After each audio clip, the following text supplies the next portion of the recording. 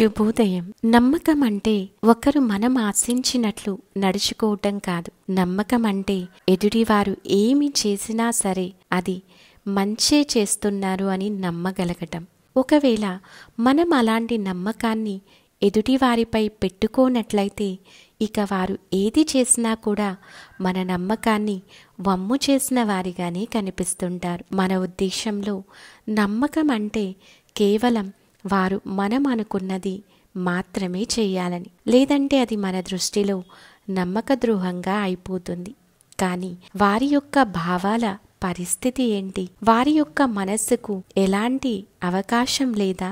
జీవితాంతం వారు మన నమ్మకాన్ని నిలబెట్టుకుంటూ కూర్చుంటే ఇక వారి స్వేచ్ఛను ఎవరు గౌరవిస్తారు? కావున మనం ఎప్పుడైతే ఇతరుల స్వేచ్ఛని గౌరవిస్తామో అప్పుడు మనకు ఎలాంటి నమ్మక ద్రోహం జరగదు. ఓం శాంతి.